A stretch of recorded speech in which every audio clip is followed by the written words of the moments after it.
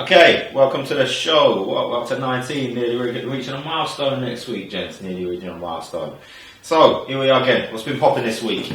Morning. I'm going to a christening, that's why I'm dressed like this. Looking slick. This is normal. I'll see you like easy now. Yeah, christening, that's me.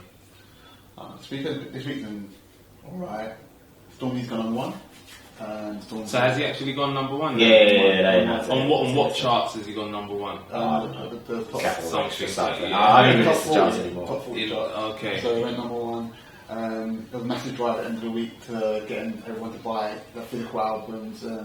So you know when you got HMV, you buy 2 albums, it only counts as 1 album. So you have to every time you buy it, you have to buy one, just one transaction, and then buy 2, another transaction. That's to be honest, the more times than not now they use to do the streams and downloads to do people's in the charts anyway.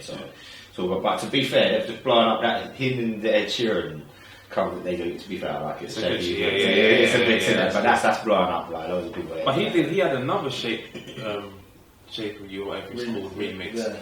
And then that's not getting played no more. It's just him and the Stormzy one. That's why I've got on my track list for when I'm running still. I'm not gonna lie. Yeah. That happened. What else happened? Look, you know, like I normally says don't talk about you try to tip around it now. No, normally I don't talk about it. But the bottom line is, I couldn't help but laugh when I see the Donald Trump and the wiretap and they were like, yeah, Obama ordered that he had his phones tapped while he was going for the presidency. I'm like, to be fair, even if that didn't happen, maybe it should happen. And maybe it should happen now as well, still. I'm not talking. With all these issues with the Russian envoy, boy, you've got attorney generals being chucked out. Like, America is an unrest. And these are the people that he's hired, right? That have sort of been cut off now and being investigated. Sessions. Sessions, he was on the campaign trail, met with the Russian ambassador to America, and they went to a meeting. But the Russians recalled everything. I don't think the Americans actually, the Republicans actually think very smartly. Like, you meet out with the Russians, you meet out with the Russians, and you're not thinking that these guys might use it in the future to blackmail you. So they've been accused of meeting up with them. Then originally they're trying to hide it, isn't it? Originally said he didn't know nothing about it. And then eventually said, yeah, I did. But alternative fact, though. I did, but then it was nothing serious. But then he's excused himself from the investigation on that because he's the Attorney General. Donald Trump was angry about that.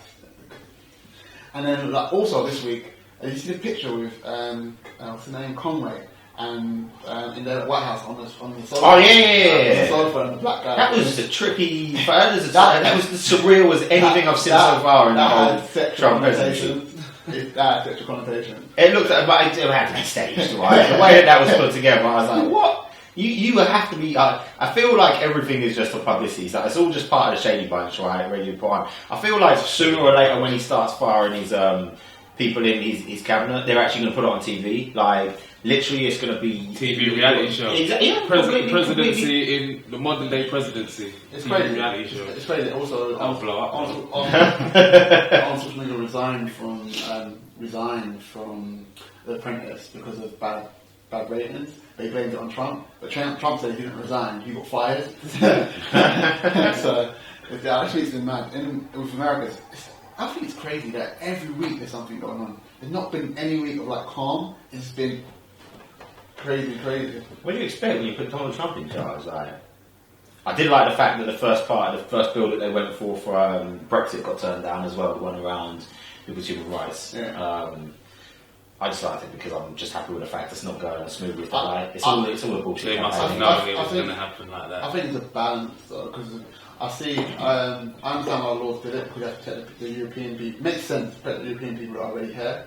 However, from Theresa May's point of view, she has nothing to go to and negotiate with Europe because Europe is saying to people in Britain, in France, and Germany that you can't stay here. If you're not a citizen yet, you can't stay here. You have to go. So, but then Britain going to German and French and the other European countries, well, if you're doing that to our citizens, we'll do it to your citizens. Yeah. But then the rules saying, no, you can't do it. So then, what could you do? She can't do anything.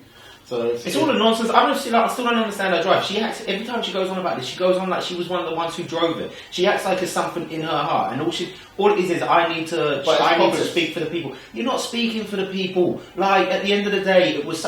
I still think with the stupidest nature, maybe worse than America, right? Is that even they have the common sense to say if it's not like a 70-30 split, then we're going to say we're going to redo it. So much arrogance that says we don't even need to put a measure in like that. But common sense suggests a big decision like this can't be divided by two people at 2%. And even if it is, okay, fine. But don't come up giving me the continued story, we need to listen to people. You don't know you're not listening to the people. Like, take a re-poll, even just a public poll. It's populist. It sounds good to people that are low info voters. My Prime Minister is fighting for me because I'm stupid. I don't understand politics. You act like the people who, the low info voters, watch the news and see But this. they don't want to vote. It doesn't make any difference. Doesn't make any difference. They don't want to vote. Yeah, they don't want I to think vote. that's probably the most important part. I don't think. Yeah, but it doesn't, right. The bottom, right. The reason I say it doesn't make any difference. The fact that she is pushing Brexit will not be a defining factor for somebody voting for her. This is what I mean. Some of them need to stand up and have a backbone and actually do what's right for the country, and they get paid for. But the problem is, if you see him with I don't see a politics thing, but if you see him with Labour and Corbyn, he's the first opposition leader who's lost seats in a by-election. 2 years or 3 years into leading government's term. It doesn't make, and the reason why is because of the people, the low info voters want Brexit. Yeah, no. The reason is he's what? He's got no position. He's got no principles. He's got no policy. But he has no reason for you to vote for him. And you don't understand his policy, but people are stupid. He doesn't have one. He doesn't have a position on anything. But people are stupid. People are not people are stupid. People who are low. I want to stop saying that. People that are low. Every time you say it, I'm just like, stop cringing. People that are low. I allow it because this is when people were like, when we started this, he was like, I want people to like you. I'm like, go on, keep doing what you're doing because you made me seem more like you. People that are low info voters. The thing is, we know what you mean. So Yes, it's people are low info voters. They won't bother to actually dig deeper into his policies because the problem with Corbyn's got a problem that he's gone against the media that don't like him, and also he's not very good at communicating his policies. Like Donald Trump is very good at communicating. No, Donald Trump's a salesman. It's nothing to do with communicating your policy. But selling is communicating as well. It's saying you might be selling nothing, but you're still communicating things that people buy stuff. Yeah. Corbyn can't sell anything. Yeah, but he doesn't have, like I say, he doesn't have a position. That's the same reason Hillary lost the election. They don't have a position. Position is, well, he's his worst because he doesn't even know. He doesn't even don't vote for them because of this. He just doesn't have a position. He sways. He he even walks into conversations. I feel like, you see him, he comes across like his fellow man. I feel like I could verbally beat him to a pulp. And that's what happens to him when he walks into these situations. I think with Corbyn as well, he's a hypocrite because he spent his whole 30-year career of being an MP voting against his own party's policies. Then when it comes to Brexit, he had a 3-9 whip on his own party, and people are like, "What is going on here? Like, you're a hypocrite. You're being hypocritical. You voted unconscious, but you want to let your people that are in your party vote unconscious. You want to put a free party whip. You're just as bad as Tony Blair." So you think a lot of it is that people have just lost confidence in him. They never had confidence in him. He got into that position by the problem with the Labour Party, right, is they have no natural leader there. Like I always say, look, if I win the lottery, I'm doing a Bruce's Millions. I'm going straight in and raising an election, vote none of the above. Seriously, straight up, none of the above for reasons that don't vote for this one, don't vote. Well, who do you vote for? We're going to vote none of the above campaign. Wake up one morning. You want the campaign, Ben? I'll be like, yes. Now we get to business. First things first, rip up that Brexit bill. Do I care what the low information voters think? No, because in the long run you're doing the right thing for the country. This is what aggravates me, right? They just keep falling back to the people who've spoken. And if it was 70-30, even if I'm on the 30% that lost, I'm big enough to say, okay, fine, I lost. But stop muddying the picture, because when you're saying the country has spoken, you don't know the country hasn't spoken when 1, it's such a minimal percentage that splits it. 2, all of them were sold a lie. Therefore, by definition, most of them based their reason for voting on a reason that was made up and false. Yeah. Therefore, if you were to do it again, and I'm not saying they have to do it again, and I'm not saying they're not going to do it again, but don't talk about the country has spoken as if they've spoken the majority. They have not. What I don't understand is people don't realise that Brexit means recession. It just means recession. It literally means that there is no growth is going to stop. It's literally that's what it means. Brexit is recession. You are going to go through pain right now. to push through something that you think that in the future might. Yeah, but it wasn't based on. It wasn't based. Yeah, but even the people who voted for it, they didn't vote for economic reasons. I've spoken to a select few who did base their reason on economic reasons because they're bought into this belief. Yeah, we'll create these major trade deals. Bullshit. Don't think we've got negotiate. I don't think we've got the quality or the volume of negotiators to come up with this. And just because Donald Trump comes in and says, "I will be the first person to go for a trade deal with this," is that supposed to fill me with confidence? But also, Brexit's going to hurt people. The people that voted for it, low for voters, It's going to hurt them. Yeah, but they're not thinking about that. They're not thinking about it. Well, they didn't know because they didn't know. No. Because they haven't, right? They were sold. We're going to stop paying 200 million a week to the EU. Bollocks, are we? The guy comes out the next day and says, "I didn't say that." Sorry, let me just show you this picture of this big bus where you did say it, and you're telling me that no. Not even like you misunderstood my message. That was, that was like the biggest alternative. That was past an alternative fact. Like that was off. And then he gets what he wants, and he leaves. Right, just goes. And then you've got them saying, and then you've got the other one, which is like the older generation. We want our country back. Not overlooking the fact that most of the people who are immigrants in this country are doing all of the jobs that these people think they're too good to do, and the rest of them are coming in and doing stuff that some of our guys are not intelligent enough to do. So Sam and Sue, who are sitting at home doing the square root of F all, blaming immigrants for taking their jobs, you better find somebody else to blame. But I damn sure can guarantee that if we stop them coming in, you won't go and get yourself a job. You'll just still try and claim benefits, right? I've got a client who's like a hotel manager, and me and him was having a conversation about this.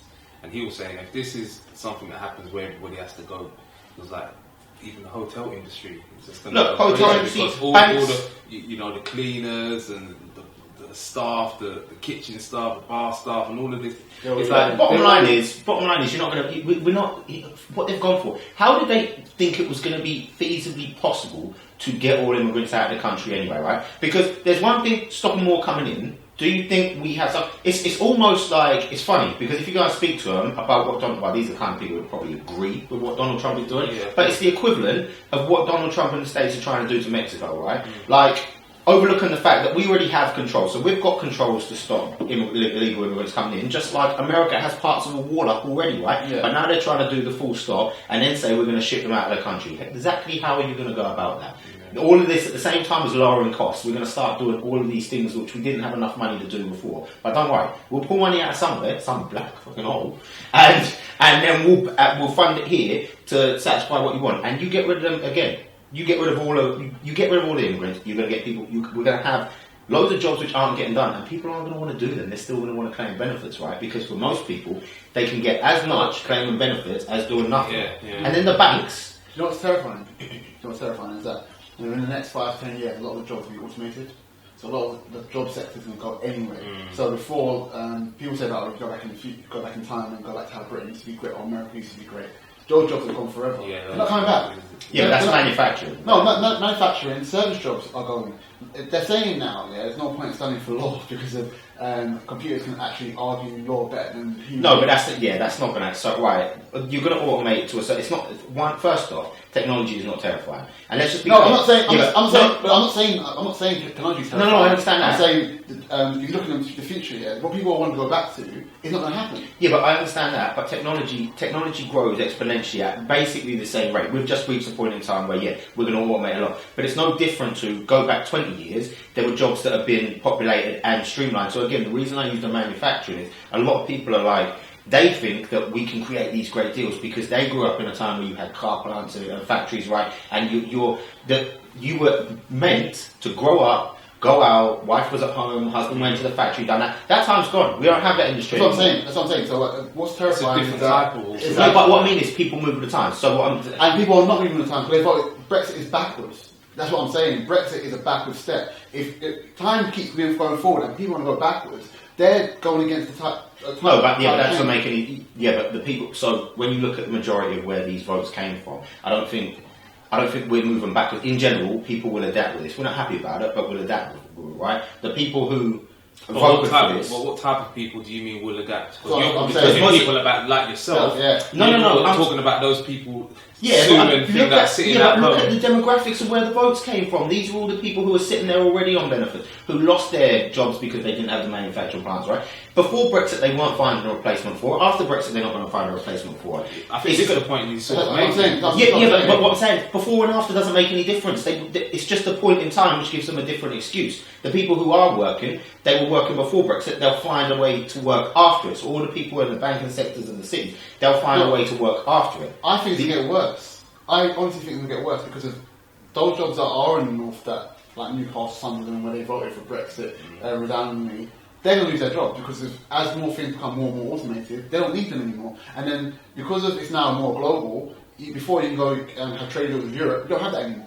So those people that had those jobs, like they were exporting to Europe, like exporting to Germany, exporting to Romania, they're going to lose their jobs.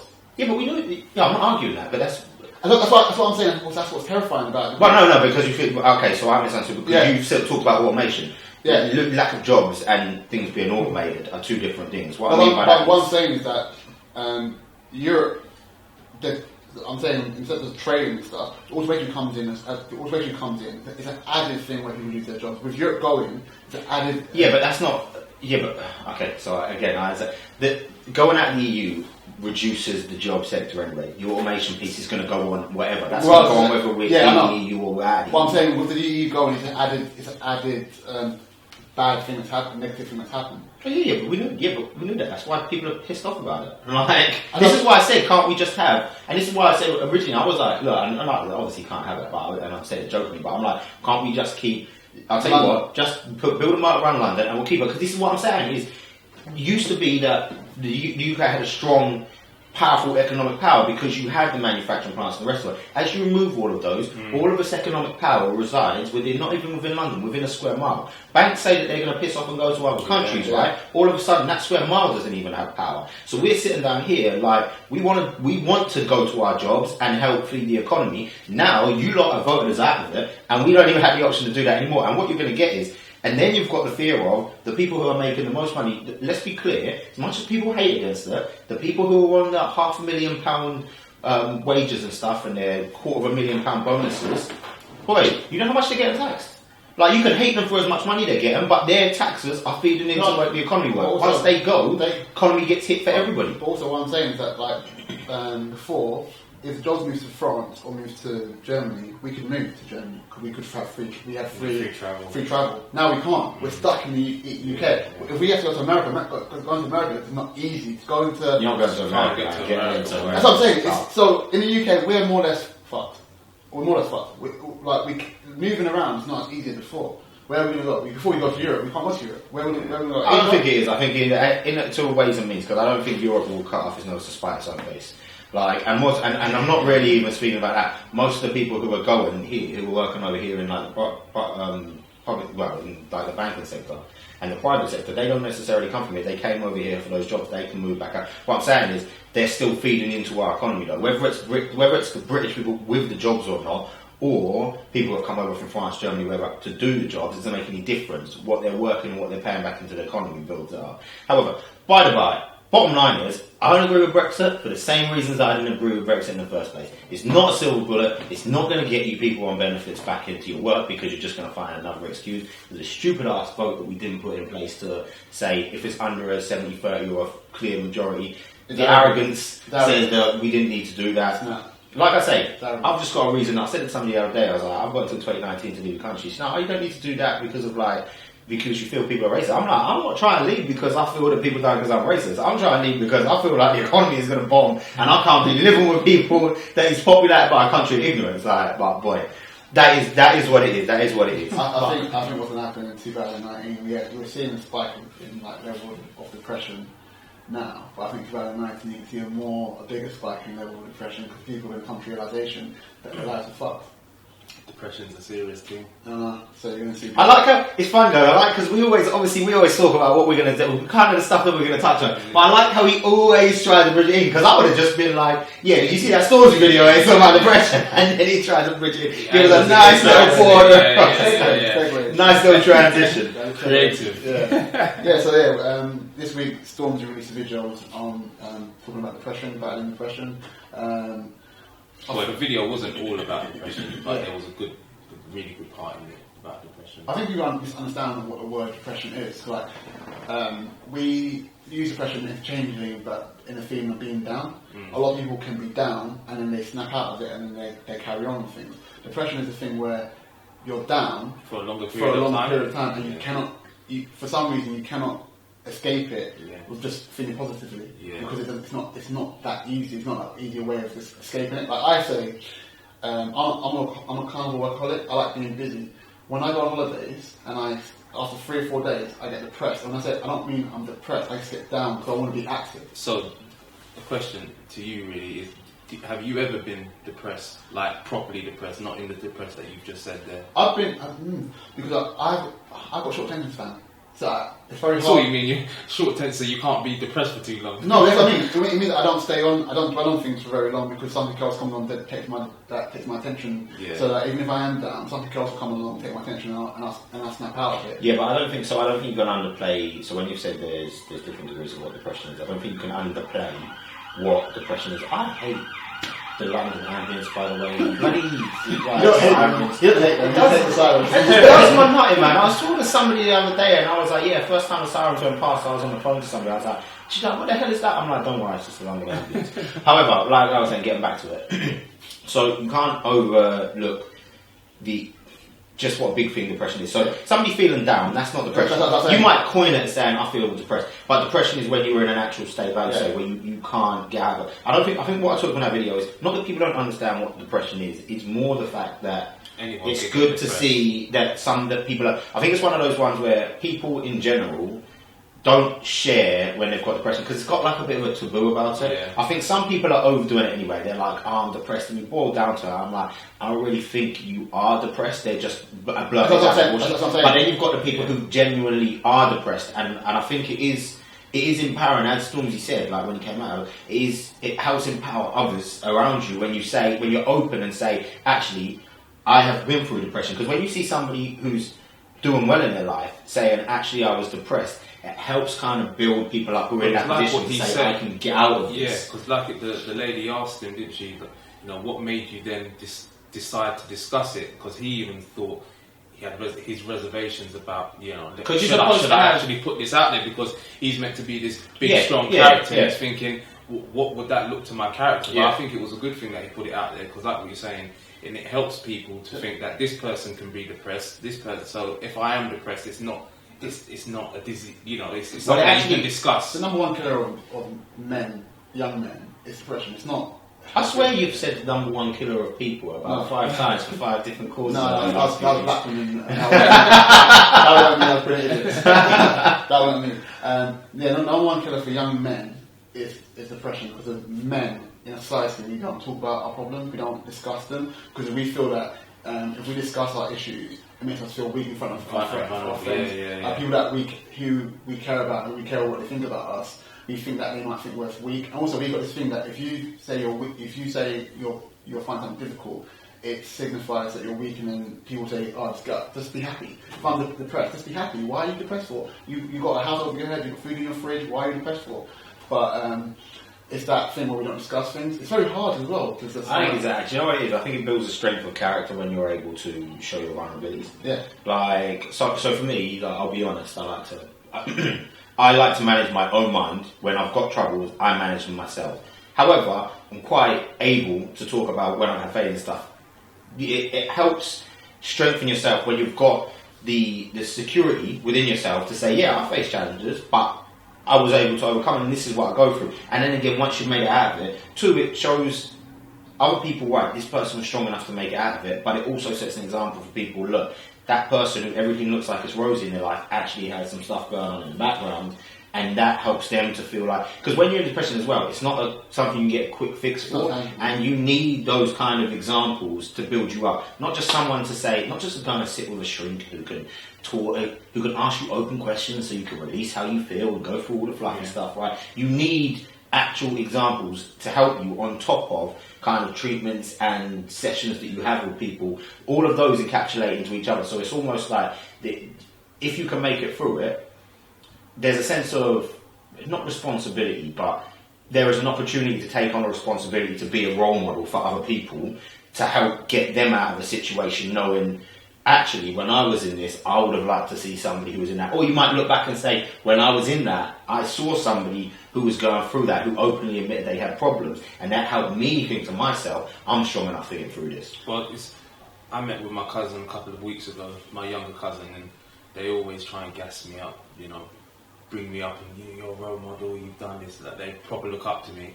And I had a conversation, and I talked to him about, you know, struggles that I've been through, and he literally was like gobsmacked, like shocked to think that they think with me like I'm some superhero, and he was just like, wow, like I just wouldn't have thought. And I wanted to get that across just to show that I am human as well, and you know, Ben isn't, he's a machine. I bleed sometimes. But no, I wanted to get that point across to him to help him, that if he's ever gone through any struggles, to think, you know what, this is normal, this is natural, this is a part of life, and that he can get out of it. But at the same time, I do sort of think that you have to get to, I'm not going to say level of maturity, but I think that it would have been harder for me to have come out with these things years and years ago, where I don't feel that I reached a certain level. I think when you reach to a certain level, it then becomes a little bit easier for you to discuss these things, because you had successes, and then you think that you can then revert back to it and think, all right, this is where I've come from.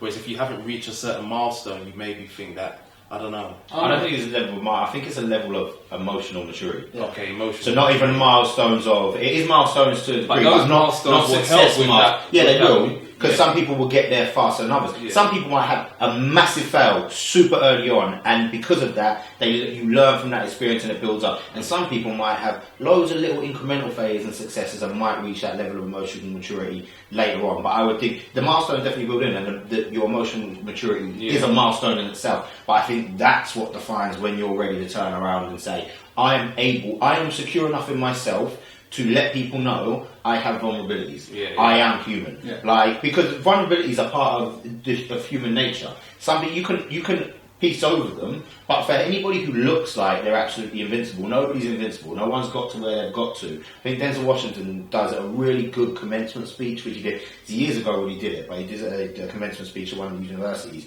and he's talking about going through stuff, and he's like, I got told I was no good, and I was like, but I just went back. You know what? I didn't quit.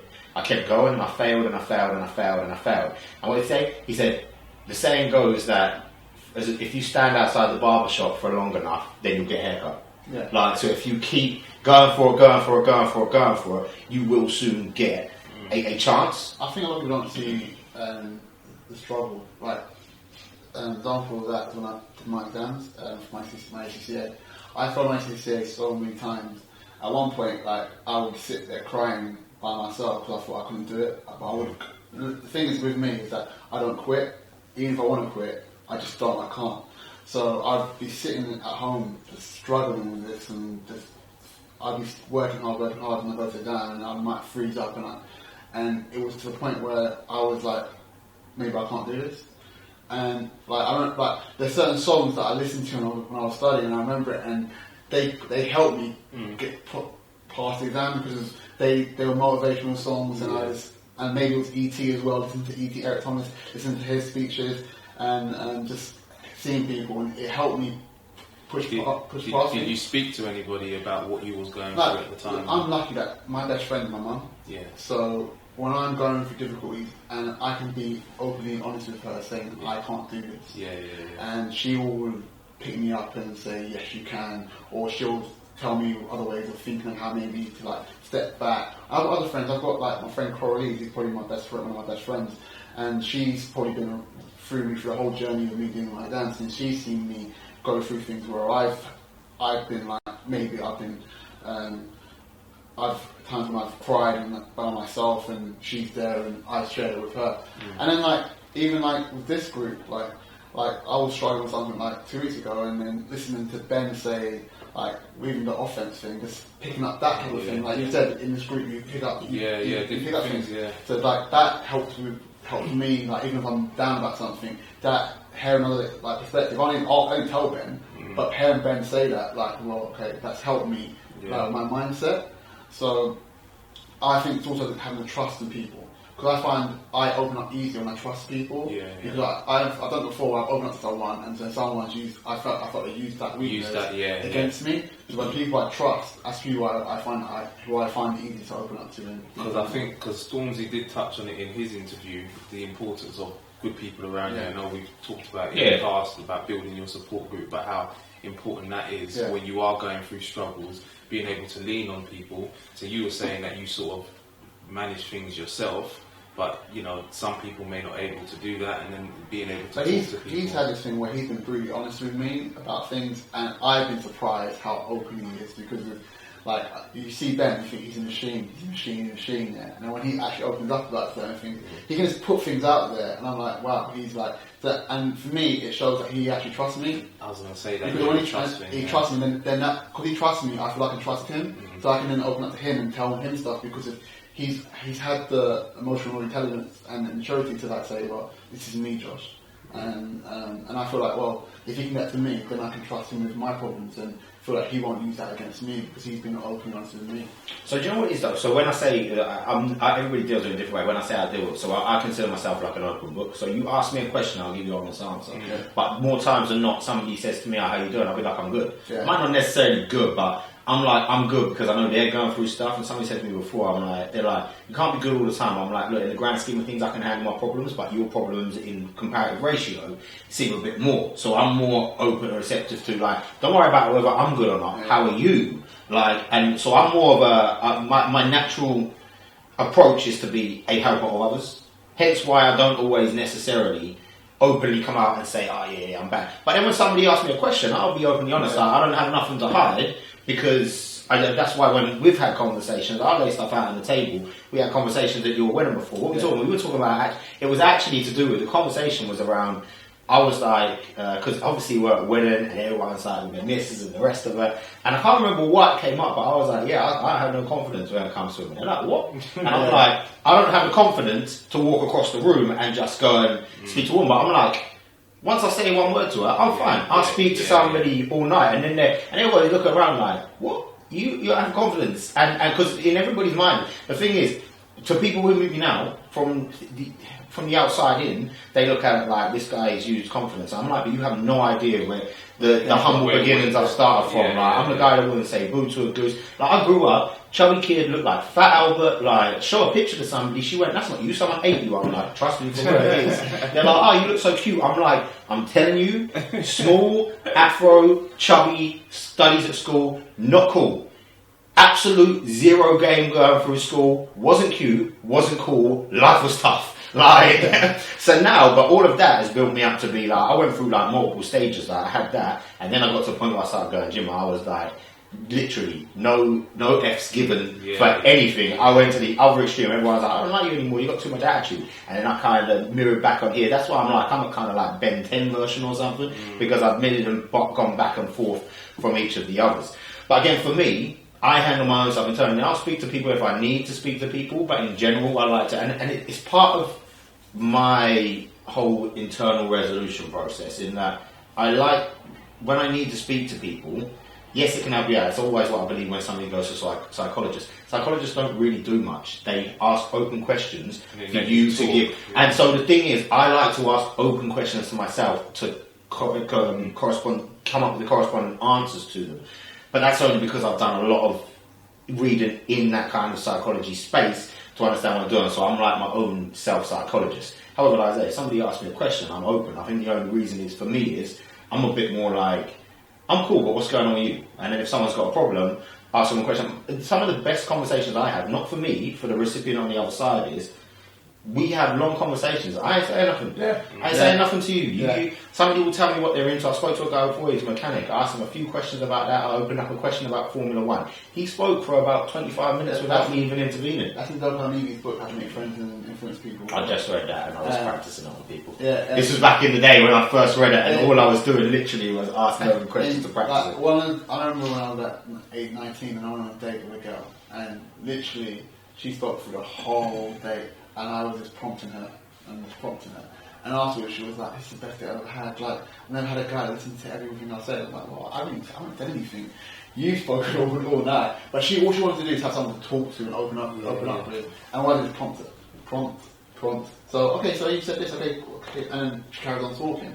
And by the end of the night, I know everything about her. She knows hardly anything about me. I don't know about you two, but I've always found that on first dates or when you first meet females, is they will never really be, well, maybe I'm not that interesting, but I've always found that they're not really asking me. It's always me asking them questions. It's how people. So bottom line is, everybody's biggest interest is themselves. Yeah. Everybody's. It's not a male or female thing on a date. First time you meet somebody, the best way to get on with them, the best way to make good impressions with people is listen and be genuine. Don't listen and be fake, but listen and be genuine. So be genuine, ask about them, be perceptive of what they're saying, actively listen, and then relay back. So they tell you something that they're interested in. If they say they're interested in, let's use football for example, and they say, I'm a Man United fan. Don't lie if you're an Arsenal fan or a Liverpool fan, right? Say you're the fan that you are, but then ask an open question. Or they say, I'm interested in fishing. Don't lie and say you're interested in fishing, but say, I know a lot of people who do fishing. What is it that interests you most about it? You ask somebody a question like that about something that they're passionate about. Boy, they will just go off on one. You will see the smiles come up on their face. They will enjoy the interaction with you. When they walk away, they'll be like, what a nice fella that guy is. Yeah. I've always wanted to do fishing, by the way. I've never done it, but it's really relaxing and switch off. I can't be dealing with sitting there that long, just not doing anything. I would literally probably chuck the reel out, and after 15 minutes, something would come back into my mind. I'm like, I need to go and get some work done. I'm sure it's very therapeutic, but I don't think I would ever be able to sit in that position for long enough to actually catch fish. It's one thing that I want to experience. More fishing. Yeah, just do it and see what it's like. Yeah, but going back to what you're saying, I think if you give someone off the space to talk about themselves, they're not liking you more. Yeah. It's all about conversation doesn't mean talking. Yeah. That's what people need to understand. Conversation doesn't mean talking. The biggest part of conversation is what you listen to, what you allow other people to say. Actively listening. Yeah, but it's funny because people just take it for granted. You listen to something, and people aren't. You're talking to people when you can tell that they're not paying attention to what you're saying. Yeah. They've already got a predetermined, and I get this all the time. And this is why we get it in the black sat as we call it, like in some of our groups with our friends in WhatsApp. We have some contradicting kind of points of view, like the black Twitter, but I'm sure, and all different races have them, like everybody goes back, but people are kind of, they go at it and counter arguments, but I'm like, when I'm arguing and debating with somebody, and I love debating with people, I don't like to consider it argument. I think that whatever side of the fence you're on for an argument, like a debate helps you get a broader view of what's going on in there, right? Yeah. But I cannot stand having a debate with somebody who's put their line in the sand, right? They've drawn their line and they've said, right, I know what my point is, and I know what I'm about to say, and then I start to respond to the point based on what they have fed into it to make it relevant. They've already decided what they're going to say. They're not listening to anything that I'm saying back. They've already decided what they're saying. I've got my line in the sand. I'm just going to respond to this. And I'm like, that's not even in context with the response I just gave you. I don't even think to myself, are you listening to me? Because I know you're not. But most people do that when they have conversations. They just respond. They wait for you to speak, and then they say their point. They're not actually listening to what you're saying. They just want to say their point. Yeah. No, because they're waiting just for that moment. Trying to take business. That's what they're doing. They're waiting for that little brief moment of breath where they're like, I'm in. They're in, they say their point. And then afterwards they're like, yeah, I won. But you haven't won, because I believe you can't win an argument, because what happens is in an argument, you can win someone around to your point of thinking in a debate. But in an argument, what happens in an argument, one side becomes entrenched, the other person is trying to convince you, that creates an emotional response. Then even if you say something that's valid, because that person is entrenched in their position, they're not listening. And when you both leave the argument, no one's won. You haven't convinced the other person on what you're saying is right. He hasn't listened to you. You haven't listened to them. And you leave off thinking he's an idiot. And he leaves off thinking you're an idiot. And no one will win. But when you have a debate, you can win someone around to your argument by giving them logical points. Because both sides are willing to listen to each other. That's what I say. You both have to be willing to listen. To not have that argument and say, this is more of a debate. Well, an argument and debate in my mind, seem to be majorly defined by that point of by your level of emotional intelligence, right? I don't get emotional in debates anymore, right? And if I see somebody getting emotional, I'm fine with that. I like to stay leveled, and I'm quite happy to walk away from a debate. So I've had conversations, debates with people in front of an audience, and not in front of an audience of people, but there are people who can see the conversation we have, whether it's in a WhatsApp or whether it's with people.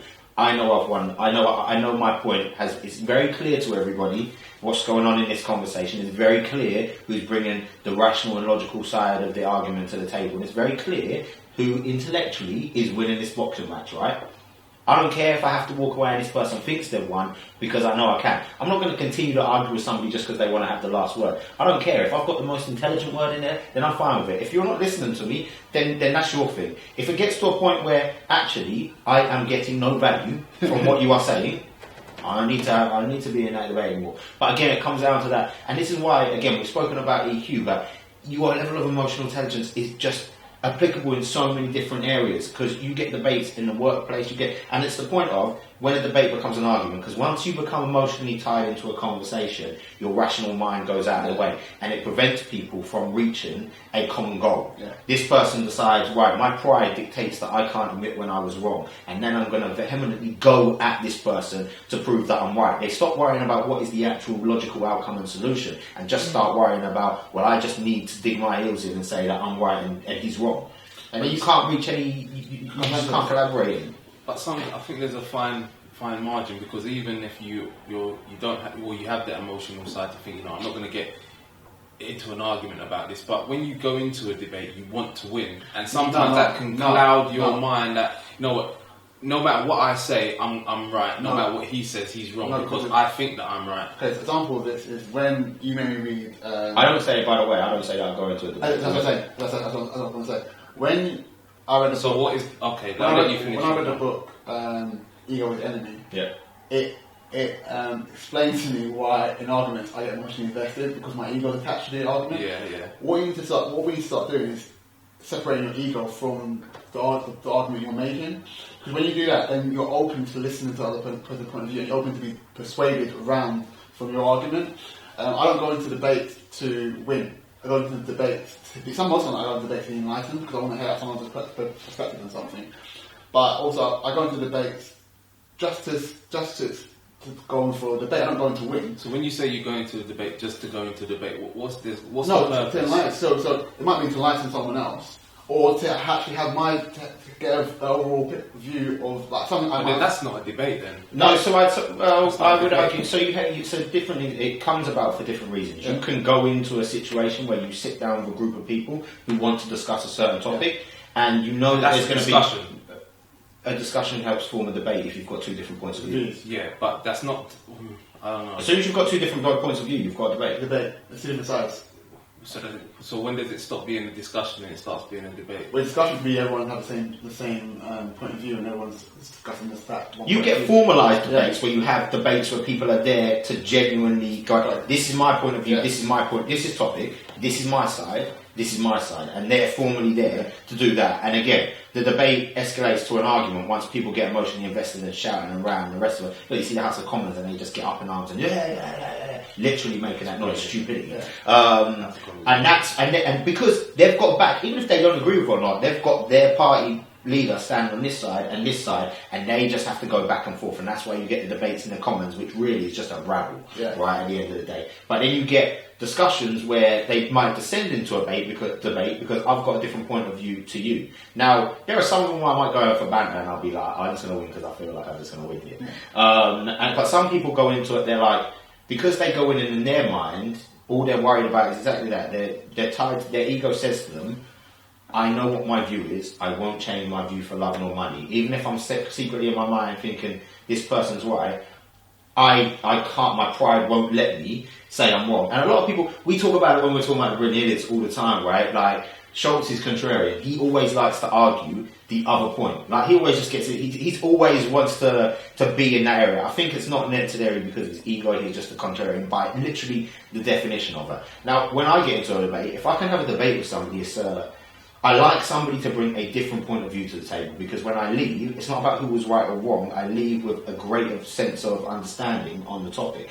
But in a debate, you're trying to get your point across because you believe that you're right, no? Yeah, but someone could be. So I might have a point in something when I come into the debate. Yeah. Someone else's point could have more evidence behind their point and makes more logical sense than mine. Yeah. And I can turn around and say, okay, I agree. I agree with what you're saying. Yes, you go in with a point of view thinking you're right, but the difference is some people are receptive. So if I go in and I've got a point of view and you've got a point of view, and I think I'm right and you think you're right, but then you say stuff and I'm receptive to it, I'm like, oh, that's a good point. And you come out and I'm like, oh yeah, that's a good point. And we might leave it saying, actually, I agree with all of our points and we've enlightened, versus the person who comes in and says, I know what my point is, I agree with his point, but I'll be damned if I'm saying that. And then it takes that, and that's where your emotional intelligence comes in, right? One, you have to be receptive enough to not let your ego get on top of you and be able to take those points of view on. Two, you need to be able to say, I was wrong. People don't like to do that. And the more that you get back and forth saying, the worst thing you can have is two people emotionally invested in a debate which becomes an argument because you say, I'm right, and I say, I'm right, and I'm thinking to myself, I know he's got a bit of right in it, but I can't tell him I'm wrong. And you're saying the same thing. And we get to the end and I'll be like, oh, can't talk to you, I'm going. Like, a lot of times you see, what's the funny thing, when people are, when someone actually, you can see when someone flips the script, when they agree in their head, but then they start arguing on semantics, so they start arguing the tiny thing. Because they actually agree with you, but they'll say, no, I didn't mean that. I meant this, I didn't mean that. Or going off topic. Going off topic, you see a lot. So I think when you go into the debate, you have to separate your ego from the point you're trying to discuss, because if you do not do that, when you leave the debate, you don't feel enriched, you actually feel quite sour. Most of the time you feel like, this guy's an idiot. He doesn't feel, he's not listening to what I'm saying. He's an idiot, and he's probably thinking the same thing. You're an idiot. Like, you don't listen to what I'm saying. So it's that ability to separate your ego from your point where you're trying and I've been meaning to read this book for so long, and I just haven't. Well, I quick read actually. I've got the audio book. I read it in 3 days. I think the biggest thing that annoys me when it comes to those people as well is I don't like when somebody starts losing and they start. Again, they go off topic and they can't stay. There's a beauty in being concise and to the point. So not even being just concise and to the point. Sometimes you have to be longer in what you're saying than just a one line. But you're concise and you're to the point with your message. Not smoke and mirrors to try and paint something up. If you're wrong, just admit you were wrong. If you have something to say and you really understand it, you should be able to say it in a concise and clear manner. Not something where you use 1,500 words to say something that, if you were intelligent, you could have broken it down in 5. Like, simple as that. Kind of frustrates me as well. That's when I'm on the other thing. It tells you a lot about someone's level of intelligence as well, how they can articulate it, especially a level of intelligence on that specific topic. How clear and concisely can they deliver it, and can that be understood by all parties? I think, yes, that level as well, but I think it's also the arena that you're in, because we have WhatsApp debates, but then when you meet people face to face, you often feel that you can have a proper debate, and the debate is totally different, because you're no longer in this arena where you feel that I need to play up to this character or impress people or whatever. That's that level of maturity. It's a totally different conversation that you're having, discussion, debate, whatever it. But it's when you've got to reach that level of emotional maturity, right? And if you said it to someone, they wouldn't like it. But at the end of the day, they're being disingenuous, right? They're not being a genuine person. Their genuine side is when they talk to you one-to-one.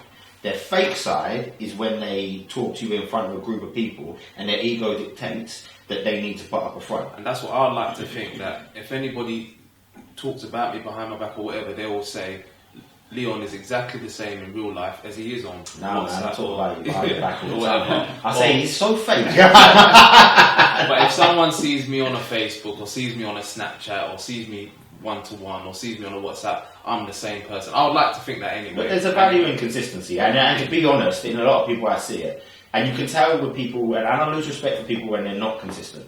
Like, I don't even care if I don't agree with your point of view. If you stay consistent to her, I'm cool with her. I don't have to agree with you. But if you're consistent all the time, in person, in front of people, the points you take on arguments, you stay consistent with that. Again, I might not always agree with it, but at least I know you're being genuine. You've got the confidence in yourself to be genuine, right? But then you've got that additional layer of, do you have that maturity that says, I can actually admit I was wrong. I can admit I was wrong in front of 100 people just like I can in front of one, because it doesn't make any difference to me. I know my strengths. If someone wants to look at me and say, well, he's wrong, he must instantly be weak. You feel what you feel about me. I don't give no damns. But I'm confident enough to know in myself, me just admitting I was wrong is a sign of my intelligence, not a sign of my weakness. I also think that the people that, when someone says to you they're wrong, allow them to be wrong. Because a lot of times I think when people say I'm wrong, the person goes, yeah, you're wrong. I'm cancelling it. I'm going to make sure you're wrong on this as well. You're in that point scoring game. Yeah, That's what I'm saying. That's what I'm saying. So like, when someone admits they're wrong, let them admit they're wrong. Don't jump on them and say you're wrong on this and you're wrong on that. Oh, I was right. Yeah. I'm to be fair, I was a little bit childish this week. I've done a little bit of that. Yeah, I told you so. Don't let people. I've done a little bit of that. Give people the space to be wrong. Give people the space to come around to your arguments, come around to your debates or whatever. Because when you don't do that, that's when they have further conversations with you or further debates with you, they will not want to admit they're wrong because if the last time they admit they're wrong you jumped on it. But it's good. It's an interesting topic. I think we touched on it briefly last week because you get that when you're kind of in a business or a team environment or a management position or even dealing with your friends around you, right? When you chastise somebody for being wrong, it makes it more difficult for them to admit they were wrong in future. And an open two-way, three-way, four-way group relationship, right, is based on people being free to be open with themselves. That's no good if every time that you're wrong about something, someone goes at you. Like, there are people who are fine with that, and you can go at me for being wrong, and I might have the strength to say, I don't care, I can take that each time. But some people, they're vulnerable, right? They have vulnerabilities, they have insecurities. They take the chance, they go and raise a point of view, and then someone hammers them down. The next time they're not as open and receptive to do that. But the problem is again, that's when it comes down to that EQ, right? People are not interested in that. And when you're not intelligent enough, when you don't have that emotional intelligence to understand and pay attention to each person is different and how you need to cater to them, you can absolutely kill off somebody who may have had the biggest potential in the world, either for a friendship, a work relationship, any form of relationship, because you hammered them down when they were trying to be open, and then in future they won't be open with you. That's what I mean. In worst cases, they won't be open with other people around them. They'll be the kind of introverted person in the back of the room with the most brilliant idea, but you don't set up a platform for them to be able to speak. You have to give people the space to be wrong. Give people the space to speak. And I tell you where I've had struggles and still having struggles to this day as a parent, because it's that where my daughter Sophia, she does something wrong, and sometimes your natural reaction is to, why you do that, da da da da. And then the next time when she does something, she feels so scared to tell the truth because she's scared of being told off. And it's the exact same, it's a different scenario, but it's the same principle. Yeah. That's where I've tried to be more just talking to her and saying, all right, you shouldn't do this for these reasons, just trying to make her open up a little bit, because that's where I think I've struggled a lot. Because if you see with children, a lot of times children struggle to tell their parents where things like open up to them because they fear that the backlash. They get chastised. Yeah. So, and then you have this thing where children, like adults, don't open up because they feel like they're chastised. It's that thing where you create a space to have the open, honest dialogue. Yeah. That's why I'm lucky. I keep saying I'm lucky with my mum and my parents. I was given that space to speak to them, because in African families, normally Nigerian families, usually the children are seen but not heard. But my mum hated that as a child when she was growing up. So when she had her own children, she wanted to give her children the space to be able to discuss with adults on certain topics that you wouldn't normally be able to discuss with them. And I think that's helped her learn a lot of things from us, and we've learned a lot of things from them, because we're able to have open and honest dialogue between ourselves as a family, which actually strengthens our family anyway, because it strengthens so I can go to my brother and say, look, I have issues here, and he will be there to support me and not feel like he can't do the same thing to me. So I think it's one of those ways you have to give people freedom, you have to give people the freedom to fail in order to give them the ability to grow. Like at the end of the day, so you have to create, and as I said last week, like boy, if you give someone the freedom to fail, yes, you're expecting them to learn the next time round, but that's all part of the cycle, right? Embrace the fact that you create an environment where people can fail. Yes, you can be strong and have a strong opinion on and say, right, when you fail, I expect you to learn a lesson, but I'll allow you to fail. Not continually fail every time around and not learn anything, because that's stupidity. Like, don't keep doing the same thing over and expecting a different result. But you allow that environment, because that's where innovation is harnessed, right? But I think because I was talking about it, because one of these things, and it really, I don't know why I thought about this. I was talking to somebody about it last week. We were talking about, I can't remember what the discussion was on jobs, and I was doing someone's review, right? And when it comes to freedom of fail, because I think that when you do that's become really imperative in like this generation now, where we're dealing with the millennials, and they can be really innovative in what they're doing, but you need to give them the platform and the freedom to be innovative, right? And I feel nowadays people start. I'd love to see what it looks like maybe 15, 20 years down the line when the first generation of millennials become the old guard at work, right? Because what I can't stand, so I hate HR policies, but specifically HR kind of recruitment policies. I hate the fact that somebody's suitability for a job is based on how long they've been doing that and their experience. I think it's bollocks. Like, I think it's a complete erroneous way to be going about stuff. It's just because maybe these businesses, they just don't want to take the time to it's invest. Not that. They don't want to invest the time to build somebody up. No, I don't think it's that. They're not brave enough to break out from the norm, right? You assume that if somebody's had 15 years experience in a job and are 40 years old, they are better than somebody who's 25. Right, let's just be clear. We're not living in the times of Henry Ford's, right, where people make their millions in their businesses when they're older and have gained that experience. Look at the businesses we've got now. Snap's just done its IPO at what? They expected it to be 24 billion. What was it? Opened up at 27 billion. Yeah. This was created by young guys, right? Facebook, got people in the dorm. These are where the innovations. Even Apple, right, started as a young Steve Jobs. These people are working on innovations that they want to change the world with, right? Yeah. However, we still think that this traditional managerial position has to be defined by your level of experience. And I'm not saying every time go out and hire a 20-year-old to do a job, but there are 20-year-olds out there who could be great for a business in a management capacity, better than a 40-year-old because they'll bring new things to the table. Mm-hmm. But what you do is you say, well, you could get to this job one day, but our cycles dictate that you need to spend 5 years in this grade or 5 years in this role, 5 years in this role. But don't worry, by the time you're 35, you'll be in a position to do that. Don't get me wrong, 35, you've still got a long time left in your life. But I'm like, are you taking the piss? Like, this is my life, and you're telling me I have to go through your HR cycle. I'm telling you that I've got the potential. If you put me in that role right now, I can do it. And this is when, and it came out because I think I was talking about super bosses when I was reading it. Yeah. They were like, the super bosses will see potential in people, but they are not afraid to put them in a position to show that potential.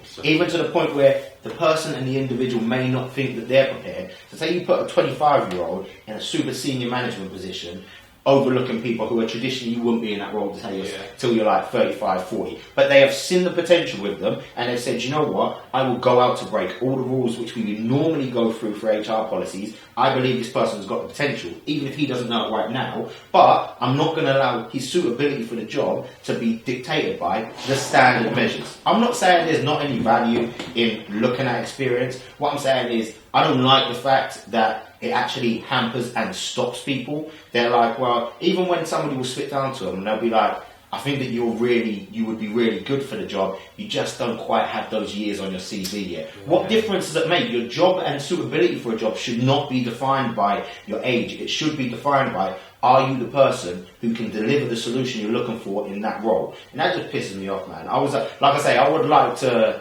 see what it's like when millennials start to become the old guard. Are we going to be strong enough when we get into a position of power to create more kind of super bosses who foster those potentials, or are we just going to continue this kind of self-perpetuating cycle, which works, but I think will stop us from taking the next levels of innovation at a wider scale? I think it will change. I think you have half and half. I think with everything you always have half and half. Because you have to reach a point of critical mass. With anything, I don't think you can balance half and half. No, but I think you're saying what the next. No, I'm saying I'll be interested against that. If you're saying that. If you're saying in 15, 20 years it might stay half and half, in theory what I'm saying is I'll be interested to see when we hit that point. Because we have to hit it at some point. Yeah, because God moving forward dictates that we need to have a more innovative mindset on this. Because when I work in the bank, I always think to myself, like, they still do the same thing they did like 20 years ago, like men have to wear suits, and it's because of that culture. It's a culture of how business. So I'm thinking, well, the HR people break the culture of how HR is. Like, you find people want experience, it might be, well, they need to introduce a new culture into the company, into HR. And again, but that takes the person from the top. Don't get me wrong, it will take strong leadership to come into a company that's got an ingrained culture to say, I am going to change the way that we work. It's just like, for me, like I say, I would like to see that happen because I think there's so much potential little around out there. And the worst thing you can do is get somebody who's got a lot of potential, come into your company and say, I'm going to make you go through the HR cycles. To be clear, you will lose them. Because somebody is going to be brave enough to take a chance on them. It might be a startup that takes a chance on them, but somebody will be brave enough. And I'm like, again, this is companies cutting off their nose to spite their own face just because they want to stick to what they've known and what has worked in the past. Yeah, definitely. like I said, I get a bit touchy on that. Every so often I bring on one of them ones I get a bit emotional. A bit emotional. Alright, I think that wraps it up. It's a good podcast.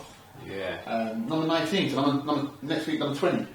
Milestone. 20 milestone? Might get blocked blue for or something. Well, no, 25 would 25 be. 25 would be. 25 is milestone. So Yeah, we're getting a bit ahead of ourselves. Yeah, 25 is milestone. But 20 is still a good number. Yeah, 20 is a good number. Still a good number. Alright, Friday, I think that's us wrapped up for the week. So, people, as always, you know how it goes. Life's only as good as your mindset. Your results are only as good as your hustle. You lot have a good week, and we'll catch you next week. Peace. Peace out.